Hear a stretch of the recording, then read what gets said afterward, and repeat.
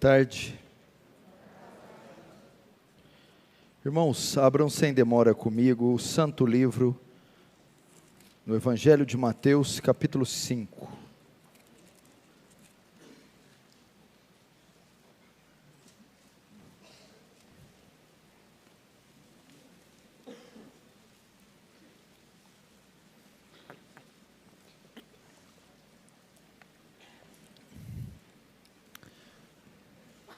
Mateus capítulo 5. Quero dizer para vocês, mais uma vez, que é uma honra e um privilégio estar aqui com vocês. Agradecer e louvar a Deus por estarmos aqui em pleno domingo, cidade de São Paulo, às 4 da tarde, realizando um culto. Isso é maravilhoso, nós termos essas opções de culto, opções para louvar, adorar a Deus e aprender a sua santa palavra. Estarei ministrando essa palavra no término do culto. Vai ter uma classe de escola dominical, que eu vou estar dando aula aqui, então após esse culto também, uma aula na escola dominical. Após isso eu estarei aqui embaixo, eu trouxe uns livros, como eu sempre faço, e vou estar ali, se alguém quiser comprar, quiser que eu assine. E o conteúdo deste livro é o que eu vou pregar agora. O tema da minha mensagem é o mesmo tema deste livro que eu escrevi, o perfil do verdadeiro cristão. Mateus 5, verso 1 diz assim: vendo Jesus as multidões, subiu ao monte, como se assentasse, aproximaram-se os seus discípulos, e ele passou a ensiná-los, dizendo: bem-aventurados os humildes de espírito, porque deles é o reino dos céus. Bem-aventurados os que choram, porque serão consolados. Bem-aventurados os mansos, porque herdarão a terra. Bem-aventurados os que têm fome e sede de justiça, porque serão fartos. Bem-aventurados os misericordiosos, porque alcançarão misericórdia. Bem-aventurados os limpos de coração, porque verão a Deus. Bem-aventurados os pacificadores, porque serão chamados filhos de Deus. Bem-aventurados os perseguidos por causa da justiça, porque deles é o reino dos céus. Bem-aventurados sois quando por minha causa vos injuriarem, vos perseguirem, mentindo, disserem todo mal contra vós. Regozijai-vos e exultai, porque é grande o vosso galardão nos céus, pois assim perseguiram os profetas que vieram antes de vós. Deixa aberto aí, não feche, feche apenas os olhos. Pai Santo, diante de Ti nos colocamos mais essa tarde, Senhor, cônscios da Sua infinita misericórdia, cônscios da nossa pequenez, da nossa miserabilidade e da nossa urgente necessidade de graça. Senhor, não deixa ser só mais um culto, uma programação, que haja demonstração de poder e do Espírito Santo, de modo que almas sejam salvas, santificadas, edificadas, que tenham uma noção muito maior da sua grandeza e do seu amor, e do que foi feito no alto daquele madeiro. Que o Teu reino avance, Senhor, que o Senhor receba glória para si, e nos conforme a imagem do Seu Filho, em nome de Jesus, amém. Irmãos, vai ser uma mensagem rápida, apenas de 30 minutos, e eu gostaria que você prestasse atenção, vou resumir aqui o máximo, para que nós possamos dar andamento no culto. As bem-aventuranças, talvez você leu porque é um dos textos mais conhecidos de toda a Escritura, as beatitudes, as bem-aventuranças, mas talvez muitos de vocês não saibam o que significa estas bem-aventuranças. Bom, Jesus está aqui, sobe em um monte, ele vai pronunciar aquele que vai ser o seu maior discurso, a sua maior pregação, o Sermão do Monte. O Sermão do Monte é a constituição do reino, o programa de governo do reino. O reino de Deus havia chegado, junto com o reino, o rei, Jesus. E agora vem a lei do reino, a constituição do reino. E eu vou falar mais sobre isso na escola dominical daqui a pouco. E ele inicia o Sermão do Monte com as bem-aventuranças. O que são as bem-aventuranças?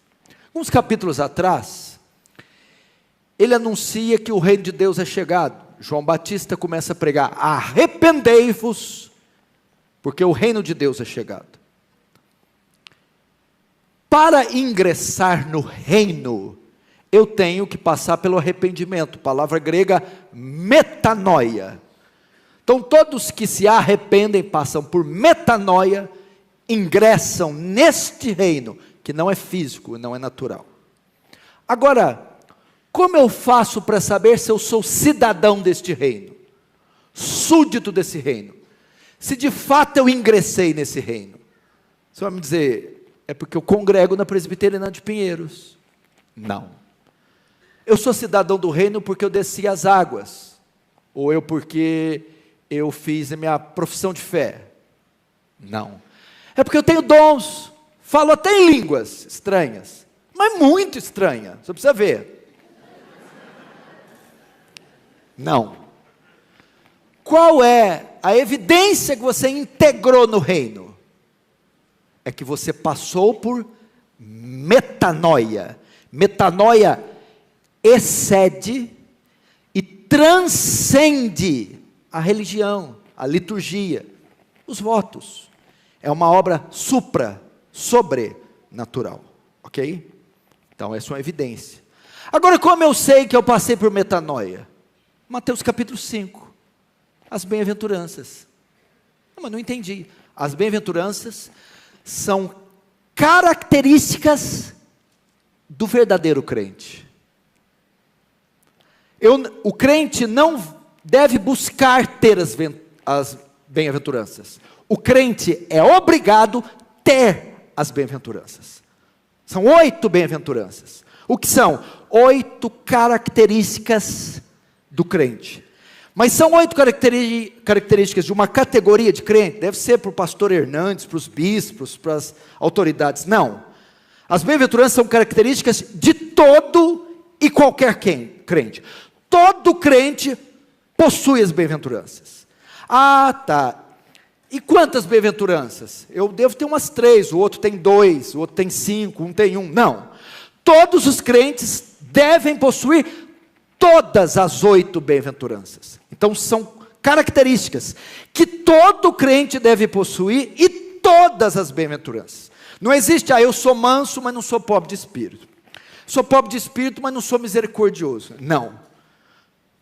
Então, as bem-aventuranças traçam o perfil do verdadeiro crente. Você quer saber se é crente ou não? As bem-aventuranças são um teste que validam a nossa conversão. E está faltando isso aqui, gente. Está faltando na Igreja de Cristo os bem-aventurados. Está faltando regeneração. Está faltando novo nascimento. O que eu estou vendo é igreja demais, crente demais, culto demais, mas não estamos vendo veia, fibra, nascimento. As bem-aventuranças falam de alienígenas. É isso que nós somos.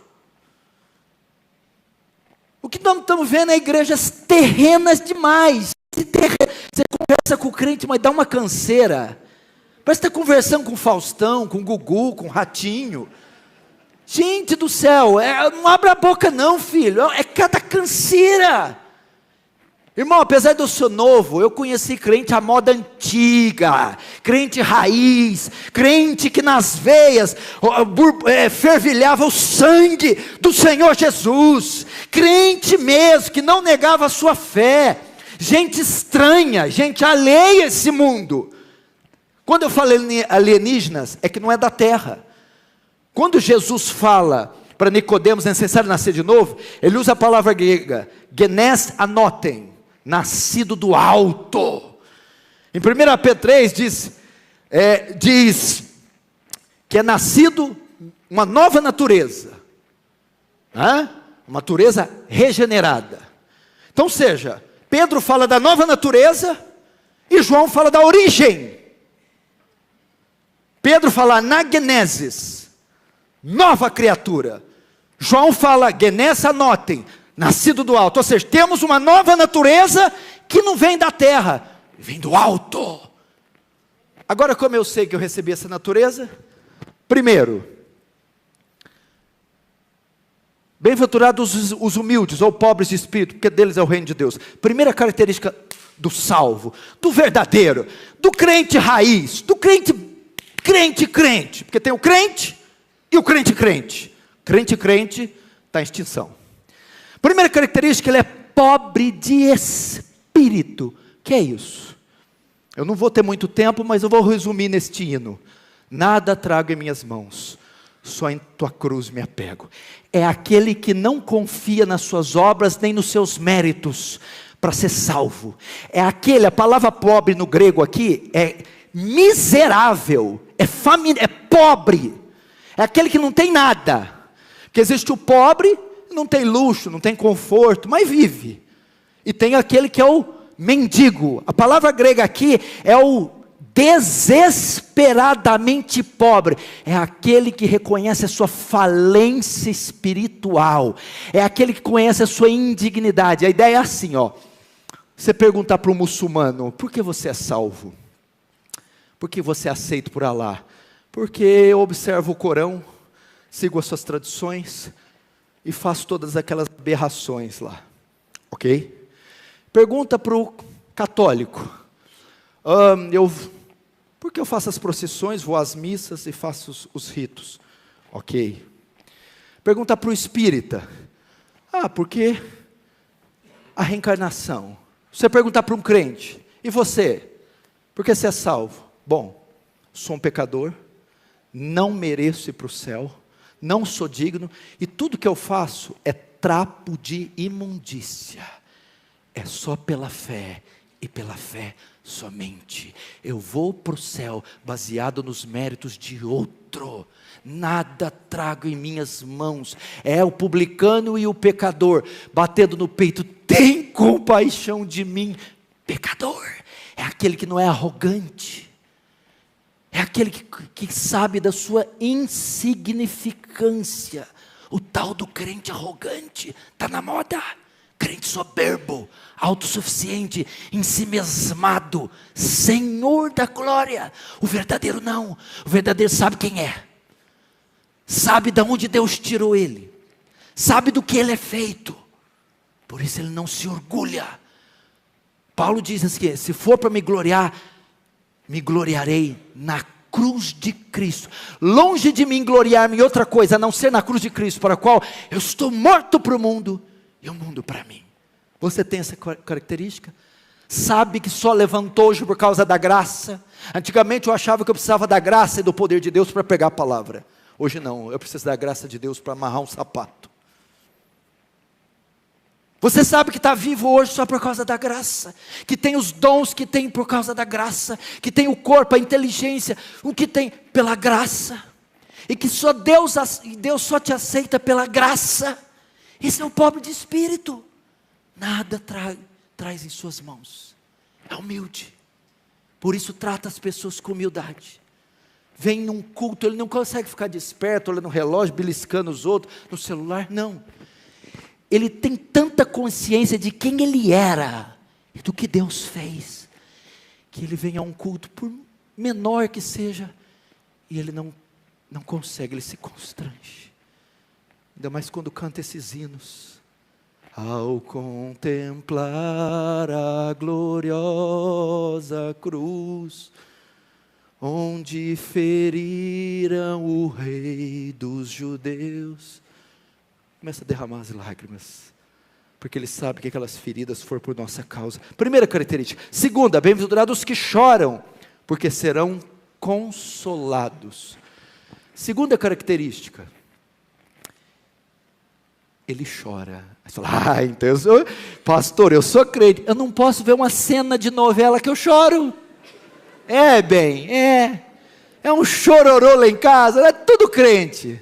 Não, querido, eu não estou falando de ser pamonha. Esse chora aqui, primeiro, chora pelo quê? Não é pela novela não, meu bem. Aqui a segunda característica do crente, ele é quebrantado. Agora ele chora por quê? Por duas coisas. Pelo pecado dividido em duas áreas. Primeiro, ele chora pelo seu pecado. É isso que quer dizer, quebrantado, quando ele se depara com o seu estado miserável, quando ele falha.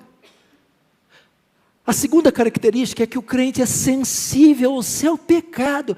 Gente, nós estamos perdendo isso. Qual a última vez que você chorou pelo seu pecado? Ah, pastor, mas sabe como é que é? Irmãos, o pastor Hernandes usa um termo muito interessante. A pior coisa que tem para o crente é ele se acostumar com o sagrado. Se acostuma.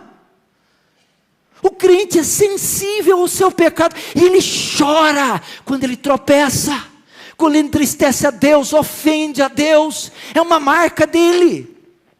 1 João confirma isso, que diz que se dissermos que não temos pecado, enganamos a nós mesmos. Mas se confessarmos os nossos pecados, ou seja, o crente confessa, assume, é sensível ao seu pecado, e ele chora, se entristece, consterna pelos seus tropeços.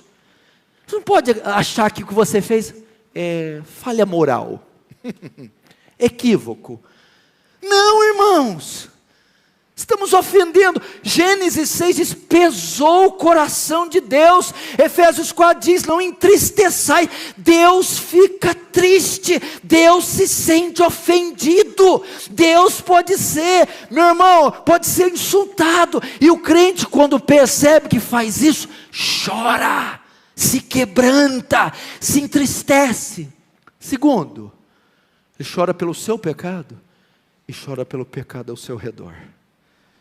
Tráfico de crianças para prostituição, ele chora. Aprovação do aborto, ele chora. Da pedofilia, ele chora. Ele é sensível às atrocidades. Agora esses crentes sentam na frente do jornal e vão vendo aquelas terror, vão dar risada, ah lá, pedofilia, que é isso? Ah lá, caiu uma bomba matando não sei o que, que isso? Quando ele vê essas leis espúrias, quando ele vê essa sujeira do Senado, do Congresso, quando vê as atrocidades que são feitas com inocentes, ele chora. Eu conheço gente, a gente está perdendo esse tipo de crente, que vê o tipo de notícia desse, crianças são abusadas no orfanato, ou tráfico de adolescentes para prostituição, desligam o noticiário, entram no quarto, Senhor, eu não conheço aquelas jovenzinhas de 12 anos, que estão sendo vendidas na Índia, para exploração sexual, mas eu oro por elas, tem misericórdia, poupa essas meninas, livra elas, salva elas. Só vê o noticiário desligar, para ir orar por pessoas que ele nunca viu, que ele não sabe quem é. Temos que resgatar isso. E esse é o perfil. Jesus não viu as multidões, o que ele fez? Se compadeceu delas, porque eram ovelhas, sem pastor. Tudo que Jesus fazia, ele curava, fazia tudo, não era? O que a Bíblia fala que ele sentia antes? E movido de íntima compaixão, curou, multiplicou, sarou, ressuscitou, quebrantado. Nossos olhos estão muito secos, tem gente morrendo aos montões no mundo, gente. Olha o que aconteceu lá em Moçambique, olha o que aconteceu lá, 7 dias, 5 dias depois, a praia trazendo os corpos, meu Deus do céu, que atrocidade, vidas sendo esmagadas como insetos. E nós não podemos estar dando gargalhada, ao menos temos que ir no quarto, Senhor, tem misericórdia dessas pessoas. Eu estou indo ao Paquistão agora, em novembro. O pastor de lá me mandou as fotos. Eu vi tudo. E eu sei que eu corro risco de vida. Mas a Bíblia diz, como invocarão se não ouvirem? Como invocarão em quem não crê? E como crerão se não ouvirem? E como ouvirão se não pregarem? E como pregarão se não forem enviados? Amém. Tenho que ir. Terceira, bem-aventurados os mansos, porque herdarão a terra. Então, primeiro, o crente é pobre de espírito, reconhece a sua falência, é humilde. Segundo, ele é quebrantado. Terceiro, ele é manso. Manso aqui, importante você saber, as bem-aventuranças não são qualidades naturais. O extrovertido, o manso, que é bonzinho, sossegado. Não é isso. São qualidades espirituais. Não tem nada a ver com temperamento, nem personalidade. O manso, muita gente pensa, é o tranquilo, sossegado. Não, não é isso. O manso está ligado ao Salmo 37. O que é o manso? O manso é aquele que não entra em disputa, que não faz barraco. Esse é o manso, não tem a ver com ser introvertido. O manso é assim, vou dar um exemplo. Lembra de Ló e Abraão, seu sobrinho Ló? Quando foram disputar os pastores as terras. Eu quero esse lado. Abraão disse, está vendo a esquerda? Se você quiser, pega ela, essa parte da terra. Mas se você não quiser essa, pega a direita. Não faz diferença para mim. O manso Abraão não entrou em disputa, não vamos brigar por causa disso não. Fica com a parte que você quiser. Os mansos são aqueles que não ostentam, que não disputam posições, heranças, títulos. Manso é aquele que o coração não se inclina para as posições, as posses, as honras. Não, se é para evitar contenda, leva para você, eu não quero. Agora o que acontece? Crente que entra em disputa, essa herança é minha, sai daí, sai na mão. Crente que entra em disputa de cargo, o pastor Ival está doente, eu vou assumir. Não, eu que vou assumir, saia meu. Não existe isso. Ele não ostenta, não tem opulência, ostentação. Crentes vaidosos, soberbos, querem as primeiras posas, os primeiros cargos, os primeiros títulos, tudo que está e brigam, entram em rinhas para conquistar essas posições. Não, o crente verdadeiro, ele perde para o outro ganhar. Ele não briga por posições, ele contenta com o que ele tem. Ele fica feliz com o segundo lugar. Irmão, se o primeiro lugar vai te deixar feliz, pode ficar. Ele está quietinho. Ele é igual Jesus. Não diga a ninguém quem te fez isso. Jesus não quer popularidade. Jesus tirou muitos enfermos da multidão para curá-los fora da cidade. Por quê? Porque Jesus era manso.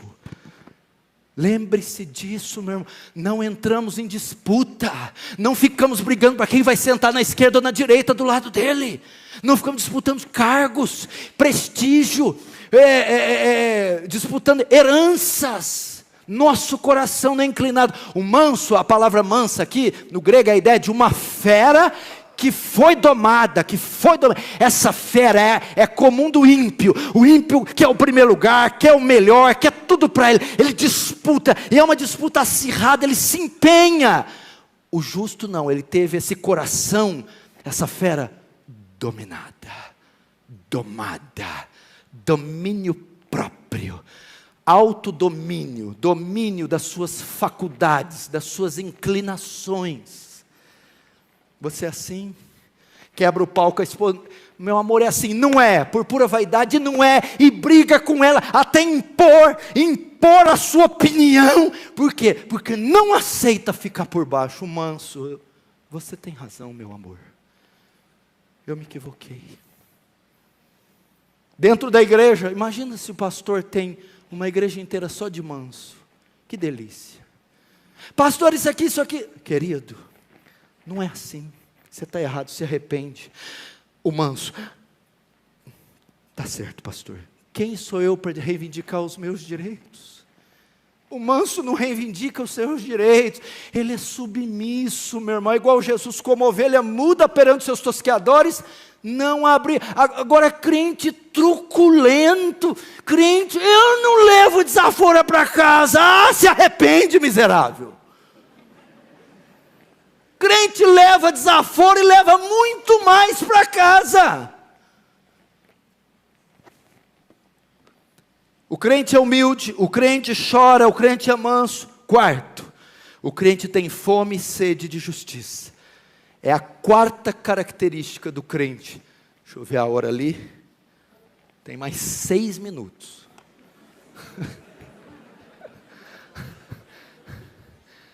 Lloyd Jones não gostava nunca de fazer nada ao vivo, porque ele falou, e se o Espírito mover em mim? Como é que faz? O Espírito dá licença, que o Horário TV cortou, venceu. Vamos lá, vamos chegar. Olha outra característica linda, pastor Erival. Bem-aventurados os que têm fome e sede de justiça. Palmeiras e Corinthians no Morumbi às 6. Às 6 um culto aqui na Pinheiros. O crente... mas ele nem hesita, ele nem titubia, ele vai no culto. Fome e sede de justiça é, ele tem um interesse pelas coisas espirituais, em detrimento às naturais. Ele é fominha, onde tem culto ele está, vigília está, escola dominical está, ele compra livro, ele compra a Bíblia, assim, ele ouve o louvor no carro, ele vê pregação em carro. Fome de Deus, fome de Cristo, fome do Espírito. Agora Jesus, você fala, o crente está feliz, é tão alegre. Aí você fala para ele, vamos no culto. Que é isso, gente? Ele está numa felicidade, e falando das coisas dele, e sei o quê. Vamos fazer o culto doméstico? Ih, acabou a graça. Irmãos, uma das marcas. Por exemplo, vamos dar um exemplo, vamos lá. Quem tem fome, está 2, 3, 4, 5 horas sem comer. Depois de 5 horas, vai procurar o quê? Vai fazer o quê? Procurar comida. Então, a pessoa que está com fome, fica perto de uma geladeira, fica perto de uma lanchonete, num restaurante, quer saciar a fome. O crente verdadeiro fica próximo de onde tem alimento para ele. Fica próximo a um culto, a escola dominical, uma igreja, a um culto doméstico, a livros, a biblioteca dele, o quarto de oração, porque ele quer se fartar de Deus. É isso. Não é fome pelos títulos, fome pelo mundo, fome por essas coisas. Não, ele tem fome de Deus. É bom demais. Aí vem um novo convertido na igreja da gente, todo entusiasmado. Não, menino, para com isso, vai passar. Não faça isso. Se ele estiver pegando fogo, bota mais fogo nele. Lá na nossa igreja, quando aparece um assim, eu dou a chave. Vai, filho, fica trancado aí, vai.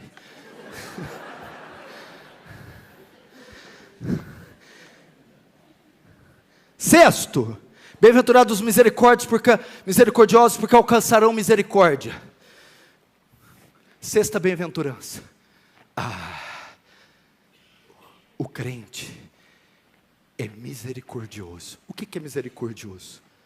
Que usa de misericórdia.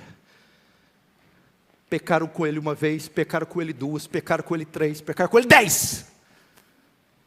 Ele perdoa. O que é mais misericordioso? Eu gosto desse tipo de crente que está no trânsito ou na rua, aí passa os miseráveis, descamisados, sem teto, pobres, destroçados. O que ele faz? O misericordioso se compadece da desgraça alheia, da fome alheia, da miséria alheia. Ele não só se consterna, porque isso aí, muita gente tem, olha lá, fica quebrantado, mas não vai lá ajudar. Ele não só tem o sentimento pela desgraça alheia, quer seja espiritual, teológica, financeira, civil, social, política, ele se consterna, como ele se esforça para aliviar a dor do miserável, quer seja financeira, espiritual.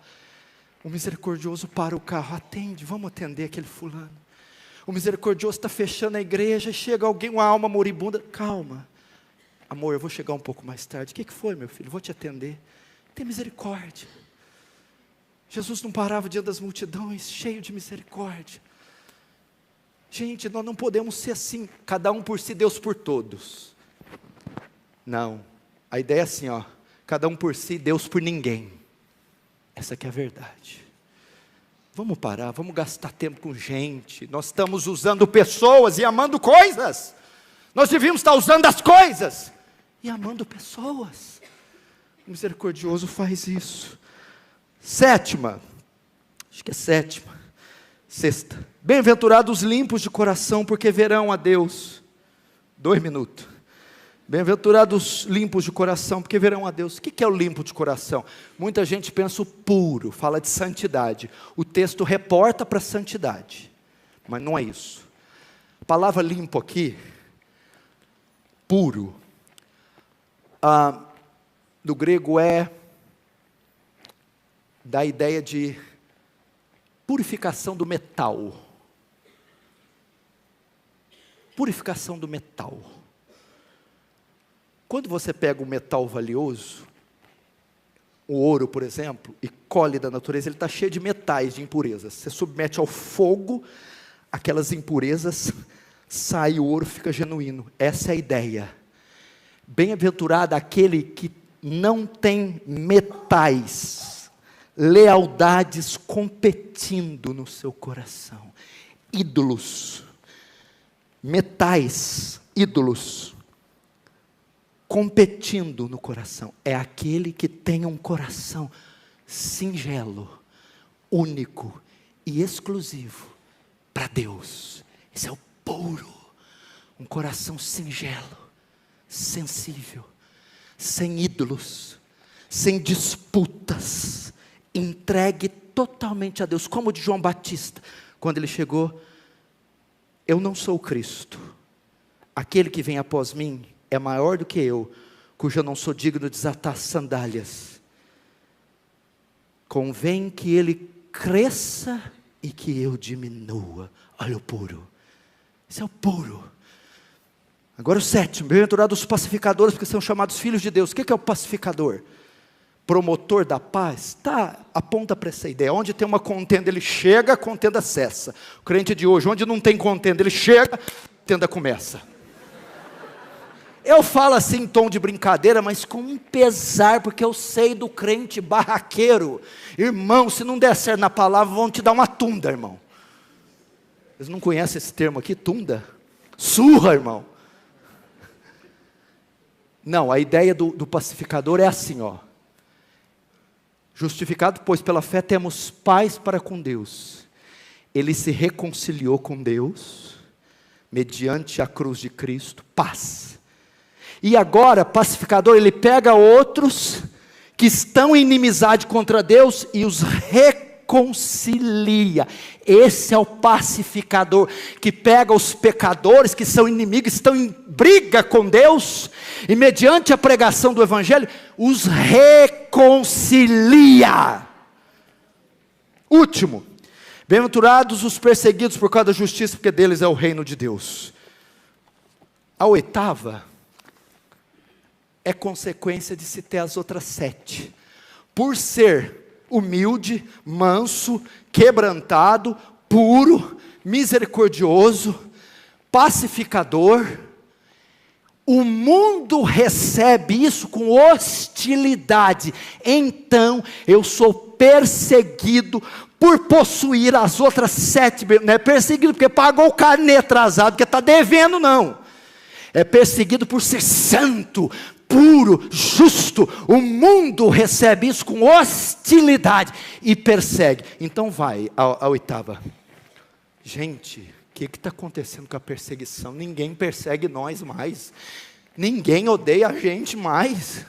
O mundo está uma delícia. É stand-up comedy gospel, é pastores em programas de TV, talk show. O mundo e a igreja está um casamento, está um romance que é uma coisa de doido. Nós nunca seremos amigos desse mundo. Se perseguirão a mim, perseguirão a vós. De todos sereis odiados por causa do meu nome.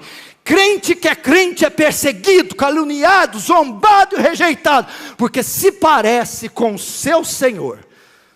Essas são as características do verdadeiro crente. Se você não as tem, você vai orar: Senhor, será que de fato eu sou salvo? Eu acabei de ver o teste. Se você as tem, Senhor, aperfeiçoa, desenvolva-as em mim. Amém? Fecha os olhos, curva a cabeça. Senhor, graças te damos, Senhor, por essa palavra. Queremos passar por metanoia, ingressar no reino e sermos puros, pobres de espírito, mansos, misericordiosos, quebrantados, pacificadores e, por que não, perseguidos pela sua justiça. Dá-nos um coração desse, em nome de Jesus. Amém.